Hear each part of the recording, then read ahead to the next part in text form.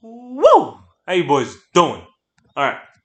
I had something I was just thinking about. I was in the car and I was just thinking about it. American fighters are nowadays just shit. Then I started talking to myself about it. I'm like, why are they shit? Why aren't they the same type of fighters as it was back in the day? Forrest Griffin, Rampage Jackson, Rashad Evans, Johnny Bones Jones, all these fighters were just all American. Every single one American from top to bottom. You had some Russian cats, you had some Russian dogs. Sorry, you had some little bit of Brazilian dogs, but that's about it. And nowadays, in 2025, we're unfortunately left, with no American champions. With the recent win of Ankalaev against Pereira, doesn't change anything. We have Tommy Aspinall as a champion. We have Fadran Magomed Ankalaev, 185 is Dricus, and you go on and on. And Bilal's not American, he counts as Palestinian. Marab is Georgian. It's like you're just talking about it like, what's happening here? And the future champion of the featherweight division is going to be either Diego Lopez or the Australian Alexander Volkanovski. And then I remember seeing a clip not too long ago.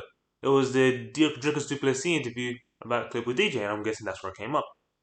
And I have three reasons, and I personally think it's this.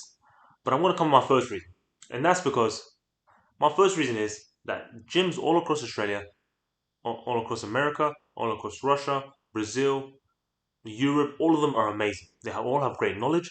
They all have great teachers, such as Russians. We've got the Russian dogs. Brazil has got fucking like the Charles the Bronx's ones. Europe, America, they all have these types of gyms. And unfortunately, America's kind of falling behind. Additionally, Americans are just kind of making these gyms now for kind of a profit. As you really see really big gyms in America nowadays, you're really seeing the AKAs, you're seeing the ATTs, you're seeing the one that Kobe's and MMA Masters. They really are just like big gyms. And the only gyms that really succeed in America nowadays are the ones with small gyms. Think of Stephen Boy Thompson. That's not a really great example. Joaquin Buckley, one of my best examples. He's in from a small gym. Bilal Muhammad, small gym. And these small gyms are the only one that's succeeding. It's because I'm guessing the American lifestyle, the business, they're just trying to get these gyms to focus on bringing the most amount of athletes into their gym to maximize revenue. I personally think this is why. My second reason is a very obvious one. It's the same reason as is in football. As we don't know why we don't have many players in football playing, but many footballers, is because there's a different type of hunger. It just is. Most of these mountain dwellers, most of these fucking Brazilian dog dogs, they all have been training at a very young age. We're talking about 5, 6, 4, 3 years old. They've been training jiu-jitsu, they've been then wrestling in the camps. Just look at the Nurmagomedovs. Khabib trained at a young age, wrestling bears, same as Saeed, same as fucking Umar, same as Islam. And fighters in America, such as Corey Sandhagen, have been training. Maybe he started, Corey Sandhagen said in the JRE, he started at 18, 19, coming from basketball. He finished high school, this is pretty fun, let me try. Corey Sandhagen, TJ Dillashaw, didn't throw a punch. Didn't throw a punch until he went to the tough at the age of 24. He was wrestling before that one in college, high school, and all that. They hadn't thrown a punch at all. So these athletes are going into these just for fun and all this, just trying to become a better athlete. They're not really going into this MMA because at the end of the day, MMA just don't give you the money. It's the same thing in football. We have players like Danny Alves, Cristiano Ronaldo, Neymar Jr. All these players, they all come from dirt poor backgrounds, and they are striving for success, and that is their only means of reaching the top. And on the other hand, you have these developed countries, such as America, they're doing it just for a dream. They're doing it just so they can skip the 9 to 5 bullshit. They don't have to rely on the government or some bullshit. But that's just me personal second reason.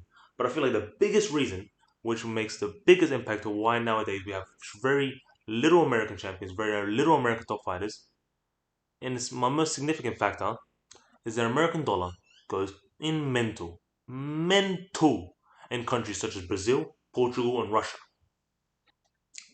For example, now we have fighters like Renato Moicano. He's a great example because he's a Brazilian fighter that used to train in Brazil, I'm pretty sure. But now he's an American cat. He's American all the way. The guy is a guy in every single interview, and any chance he gets, the guy is shouting at America. He's a fighter that trains in America, Florida specifically in ATT, with steady diet training, nutrition, and all of that. This is in Florida, but I'm going to use LA just because I could find better statistics. He was paid 150 grand in his fight for Drew Dober, which was confirmed by MMA Guru.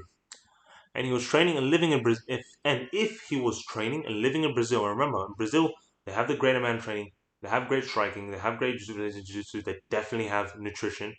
All this is great. He would have made 750,000 Brazilian pounds, whatever the fudge it is. And if he lived in Los Angeles, as Miami would probably support the same thing, he's completely straight up Los Angeles 40% tax. So his 150K goes to $90,000 and he takes home. So 150 to 90,000, that's already there. He's not living that crazy life that a celebrity would live like. It's 150 grand. You think no, he went to 90 grand. He's not buying the crazy ass houses. He's not doing the fucking Miami. He's not doing the fucking Instagram models. He's not doing the fucking crazy ass cars. And if you just completely flip it. Imagine if he was training in Brazil, in Rio de Janeiro. He would pay 50% tax, which is barely anything. I'll put the calculation up there. He would live in a comfortable. He would party and enjoy the lifestyle that a celebrity at the top of the level would. Whew.